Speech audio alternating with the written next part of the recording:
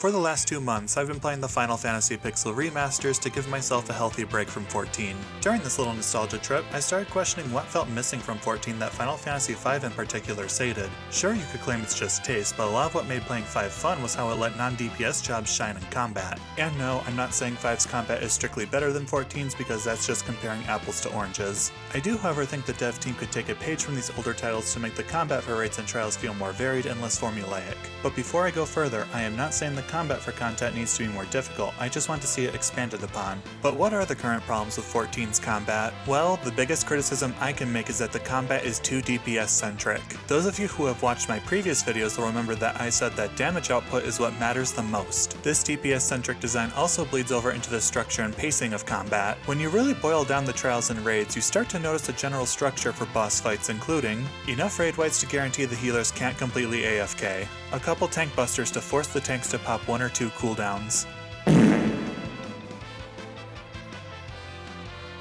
occasionally cleaving an entire side of the arena, a potential curveball to force players to run around like headless chickens,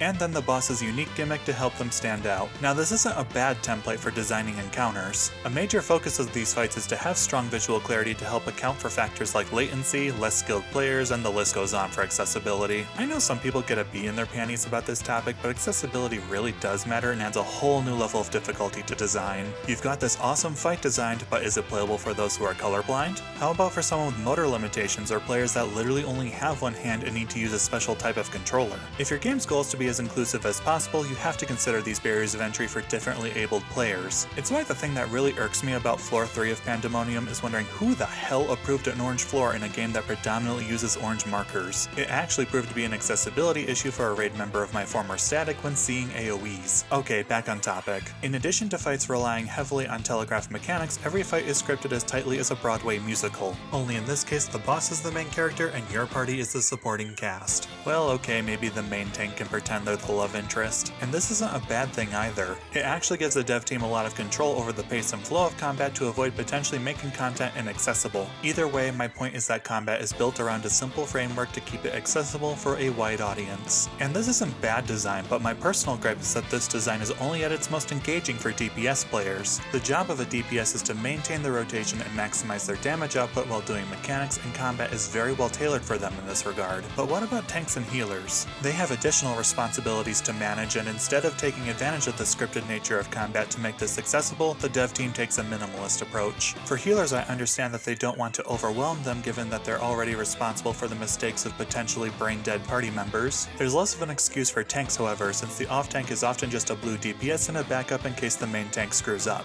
Another big criticism I have is how vulnerability stacks feel overused. As a debuff, I don't think they're bad, but they often serve to punish the healer more than anyone else. The dev team has made it clear that they want players to actually do mechanics, and plenty of players don't even notice vuln stacks, so I think they need a new idea. And while the gimmicks for fights have gotten better, the core foundation continues to feel samey and uninterested in giving tanks and healers more than the bare minimum to do. Accessibility is important with the massive player base, but I don't think that's an excuse for the dev team to rest on their laurels. So how do we fix this? Well, personally, I don't think this is a problem that needs drastic changes to improve the combat formula. In fact, there are already methods to help better diversify combat for a more engaging tank and healer experience that the dev team just needs to be more willing to implement. Now, before I discuss this, I'm gonna temper everyone's expectations. 1. These are just changes that I would personally like to see to make the game feel more like a Final Fantasy game. 2. Much like in my healer videos, I'm trying to work with what has already been implemented in game to cut down time, resources, costs, you name it. 3. I will not be discussing any hard numbers because I am not a balanced designer. Okay, we'll start with the tank additions since they're rather simple. First and foremost, interruptible abilities need to be implemented far more than they are. We have the UI improvements for a player to easily recognize what they can and can't interject so there's no guesswork.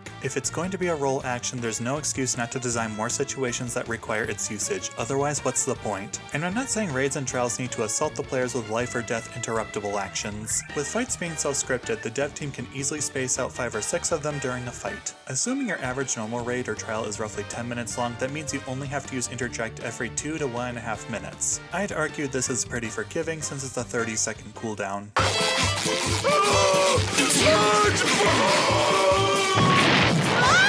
The second addition I want to see is more usage of ads in tandem with fighting the boss. Said ads could literally be a trash pull or just a second monster depending on the fight. Given how Shadowbringers made aggro management essentially mindless, I don't see this as asking the world of the off-tank.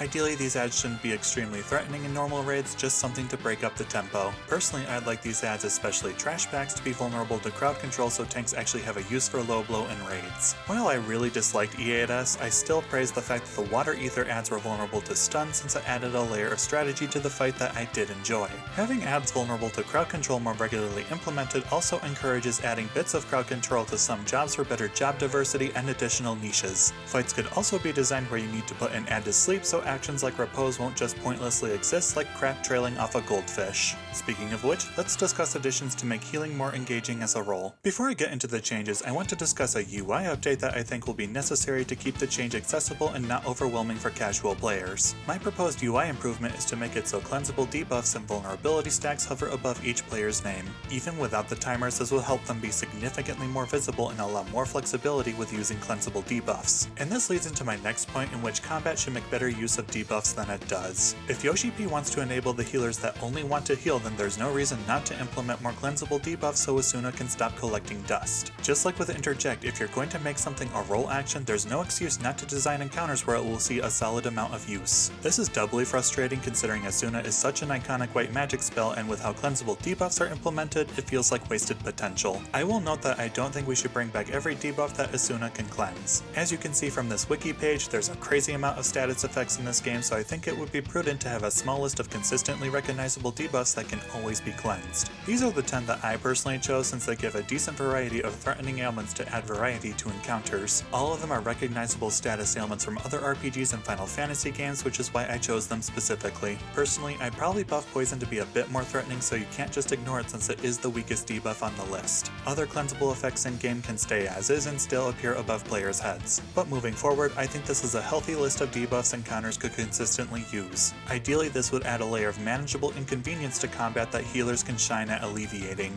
Outside of cleansable debuffs, Dark Knight's Walking Dead should appear above their name once it triggers to make it as clear as possible to the healer. Another way these common debuffs should be used is as a punishment for failing mechanics instead of always defaulting to vulnerability stacks. Do you think TPS would be as greedy if standing in that AoE instead inflicted heavy or slow? How about paralysis or petrification? Even just a couple seconds of one of these ailments will punch them in the parse for unnecessary greed. I also think that they just have better clarity for communicating that a player messed up. Personally, I'd like to see the dev team reference Deltascape a bit more here with their usage of debuffs. In my opinion, making such debuffs more commonplace would also help pull the dev team out of the design corner they've painted themselves into. This next suggestion is less of a healer-specific change, but one that can help make the pressure of their death a bit less punishing. My suggested change is to let Phoenix Downs be used in combat and to significantly expand the limit on the amount you can carry. Additionally, the range should be adjusted so you don't have to stand next to the corpse in order to resurrect the player. If need be, give it a 5-minute cooldown like tinctures to prevent abuse cases. Even just expanding the limit to 5 would be a huge boost for less skilled players. It would mean that in a dungeon, if the healer is truly struggling, the other 3 players would have a total of 15 chances to revive them to complete the dungeon.